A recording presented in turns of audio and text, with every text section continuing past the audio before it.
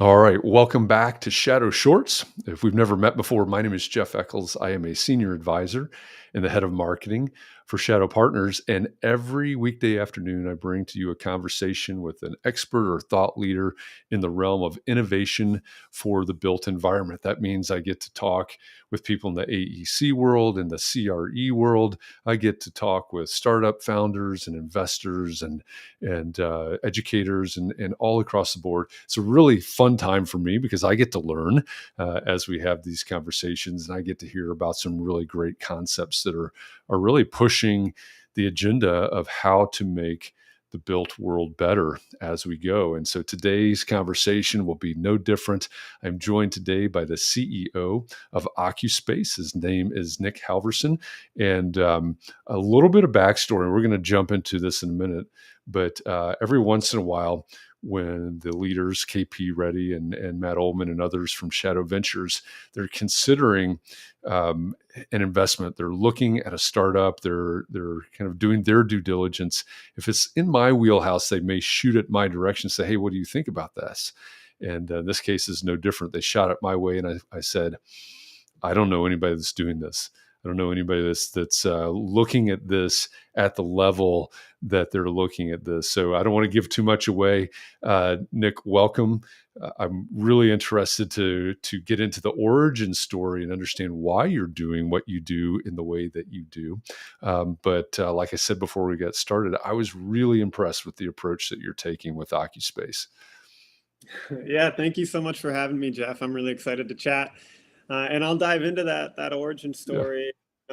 Occuspace is a people counting solution. We have sensors that look like this.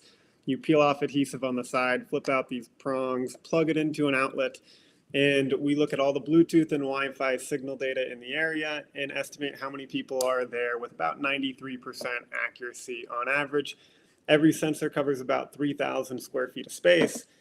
And really, why people love Occuspace, why our customers love us, is you don't need any infrastructure changes to get deployed. It can be self-installed on 100,000 square feet in 45 minutes. It's privacy friendly. You don't have cameras everywhere, and a whole lot cheaper than the competition, anywhere from like 5 to 8 times cheaper than the competition generally. And all those differentiators kind of were born naturally in our origin story. So I started the company when I was a junior electrical engineering student at UC San Diego. I was also a very impatient person, which I'm working on, but I'm still a little bit impatient. And I went to the library one day and I spent 20 minutes looking for a seat to study. And I was going up and down 8 floors, and I was just like, man, I wish I knew how busy every floor was before I came, so I didn't have to waste my time. And I was like, that would be useful for the gyms and the dining halls and the student union as well. And so I said, you know what? I'm an electrical engineering student. I should be able to figure something out. I got my buddy who's a master's in machine learning. I said, let me try to come up with a hardware design. You can create some algorithms analyzing this data, and we can release it on campus and show students how busy spaces are in real time. Everybody will love that. That'll be great. And so I came up with the design for Bluetooth Wi-Fi sensor because we couldn't afford anything better, which is kind of a funny origin story. We couldn't afford to put cameras and millimeter wave sensors or heat sensors all over the campus every 200 to 400 square feet. That wasn't going to happen. We won $4,000 or $5,000 in pitch contests, and we needed that to work for 600,000 square feet of space. And we fell into Bluetooth and Wi-Fi as the only solution that could be cheap enough and easy to deploy enough without the university doing infrastructure changes. And so that's what we went with. And we're like, we just have to make this work. And thankfully, my co-founders, I think, a genius on the machine learning side. And we've been able to go from signal data to people with 93% accuracy. So we know if there's 5 signals over here, that's one person. If there's 2 signals over here, that's one person. And that's really what we've been able to do better than anybody else and create what we think is a really scalable people counting solution. But I'll wrap up the origin story real quick. We launched the app on campus. 5,700 students downloaded it on the first day when we just made one Facebook post, which was really fun. But when we actually became a company, it was 2 weeks later when the vice chancellor in charge of real estate called me up and said, Nic, how do you have all this data on my buildings? we spend $1.2 billion a year on new construction, and we have no idea how any of our buildings are being used.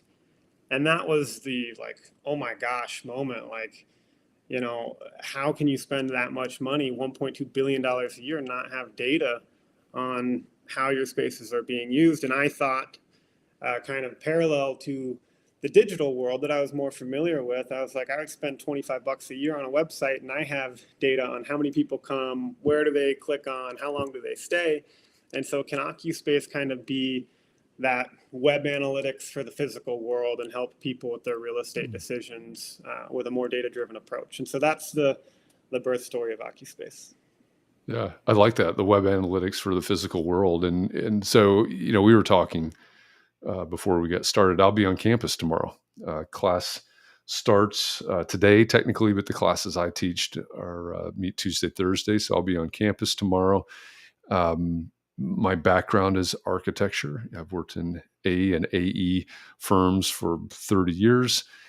And I know, on the design side, how we do things and how we document things. And we've got interns with clipboards, right? They're sitting in the library Yeah. marking how many people are, using this room or that room, or, there's sign up sheets and things like that. But that's one of the things that really caught my attention when KP and Matt sent the information over was, wait a minute, not only are you documenting the number of people that use this room, but you're also documenting what area of the room, this table or this cluster of tables versus over there in the corner, et cetera. And, I was just thinking about what you can do with that level of data, utilizing it for design, right? How much better can we design? How much better can we make our designs if we have that type of information? And honestly, that's what caught my eye. Is this is very different than what I'm used to. And I haven't been walking around with a clipboard for a long, long time, but still understanding that that's what's going on in a lot of places. When you're thinking about, when you think bigger than Occuspace, and I know that thinking Occuspace is big thinking right now, but you think, from a 30 or 60 or 90,000 foot view, what are the implications of taking this sort of approach and applying it, deploying it across? I'm sure there's something more than design. It's got to be operations and others. But what do you think is out there even further in gathering and using data for design and operations? Yeah, there's so much. It's a good thing and a bad thing about occupancy data is there's a million different use cases for this. Sure. And we're trying to stay focused today, but there's Yeah. so much exciting stuff we want to do. And so today, what people buy us for generally is to answer the question of how much square footage of office space do I need? Mm. And most people, office occupiers, are like 15 to 25% utilized during the workday today. Pre-COVID, it was like 40 to 50%. There was still room to cut pre-COVID. Now it's like 15 to 25%. Right. And so they're trying to say, how can we shrink all of our departments, break away from one-to-one employee to desk ratios, have less square footage, build less new space if I'm a higher ed institution, or lease less space if I'm a corporate office occupier. And so that's the core kind of biggest ROI, but there's so much detailed design data that we do too. It's not as high of an ROI as saying I'm going to shrink my whole Sure. portfolio. So it doesn't get looked at as much today, but as we grow, we'll build our product out more and more. There's one custom report example I'll pull up that kind of shows the potential of this. And that was in a library. We saw that in the afternoon hours, the amount of people using the west side of the library for certain floors was way worse than other floors. And believe it or not, we brought it up to the library. We said, hey, why is this happening? Why is like nobody on like the fourth and sixth floor, I think it was, in the afternoon? And it turns out those were the only two floors in the library that didn't have blinds on the west side window. Mhm. And it was like they were losing like 400 seats of capacity during those hours because nobody wanted the sun in their face. But if you just spent a little bit of money, put blinds up, you increased your usable capacity of the space by 400 seats. And so that was like a little thing, but then there's so much more with what type of seats do people prefer? What type of amenities in a space do people prefer or not prefer? What they don't prefer is just as valuable oftentimes, and shows you what you can repurpose.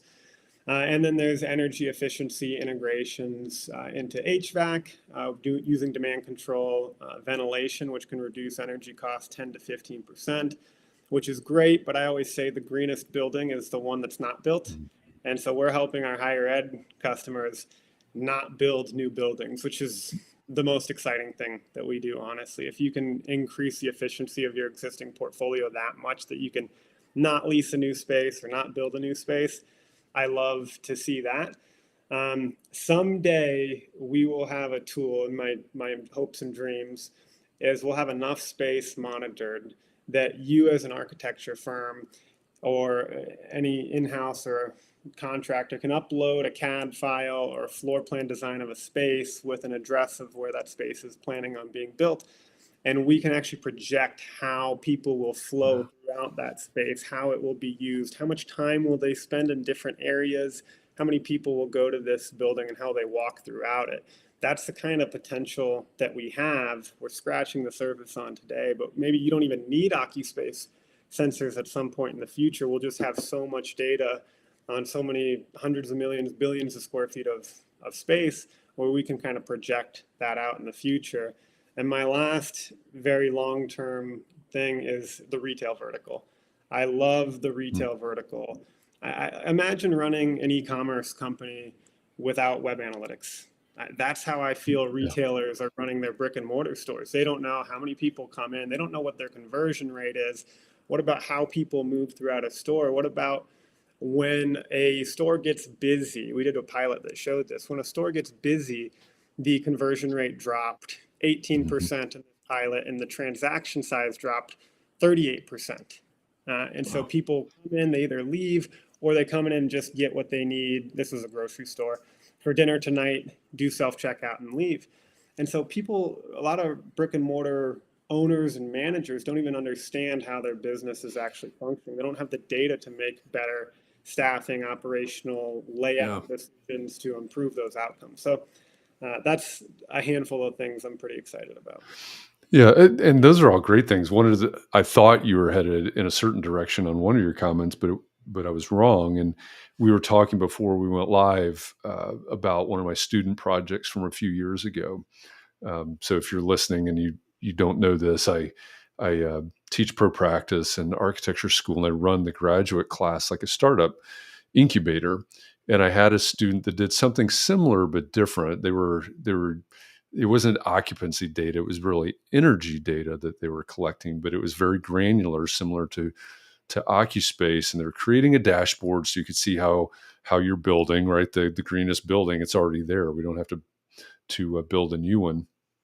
So they built a dashboard to document all of the data, but then an aspect of the business model was to sell a subscription that gave you not only your own information but benchmarked, right? So you could see how your building in this location performed versus a new building. Oops, sorry, a new building, new construction, or somebody on the other side of town or something like that. I thought that's really valuable as well, whether you're retail or higher ed, where recruiting and retention is huge, as well as new construction and everything else. I'm with you. I think there's so many avenues, and I love it when we find uses, new uses, and smart uses for data, and the way that you go, not to diminish it in any way, but the way that you've gone about it is so incredibly simple. And I love that you had that constraint, right? All we can do is this. I think that was really, really powerful for you. Yeah, definitely. I think having that early constraint to build a simple, scalable solution that had to be cost effective and we wouldn't Yeah, get any infrastructure change help. It forced us to innovate, where if we had a bigger budget and a university that said, hey, we're going to drop PoE everywhere for you, we would have just used cameras. And sure. cameras are a good solution and a part of the market, and they solve something we can't solve for a sliver of the market. But we believe this solution will be the most scalable solution on the Yeah. market that will cover far and away the most amount of square feet and get to that scale where we can do benchmarking, we can do predictive Yeah. analysis for Hmm. floor plans and things like that, and start to tease out what are the top 10% of office occupiers or retailers or multifamily amenities, what are they doing, and start to compare your spaces to the top 10% and the average and try to make all these spaces better. Our goal is to improve not just the owner's ROI, not just the manager of the space's efficiency, but also the visitor's experience. Whoever is going Hmm. to this space, how can we have this data empower the owner and the manager to understand how can we create a better space for the people that are actually going? Because whether you're an office occupier, tenant, you want your employees to have a better experience. If you're a retailer, you want your customers to have a better experience. If you're a multifamily owner, you want your residents to have a better experience in your spaces. Those are all going to lead to better outcomes. And so we really strive to hit not just a good ROI for the owner, an easier job for the manager, and more efficiency, but also a better visitor experience for the visitor. Yeah. Yeah. That's, back again, just sort of beating the drum. But because of my background, I look at it first from the design side. And I think you're right. Owner, operator, facilities people, commercial real estate, higher ed, I would think hospital. I think all of these markets, multifamily, like you mentioned, I think they would definitely benefit from this. But I would also think on the design side, right? You're delivering, you're supposed to be, you're charged with that ought to be your competitive advantage is delivering building spaces, et cetera, that create that experience that you're talking about that's so important to your clients. So there's so many applications here that I see, and I'm really excited to see how this plays out and where you're able to go with it. If you are watching right now, either live or in a time shifted version, or eventually listening to this in a podcast version, the place you need to go to find more information about what Nic and his team are working on is occuspace.io. So OCCU space.io. It's in the bottom left hand corner of your screen right now if you happen to be watching. And I would also think that you could probably reach out to Nic on LinkedIn and start a conversation over there as well. But occuspace.io is the place to get started there.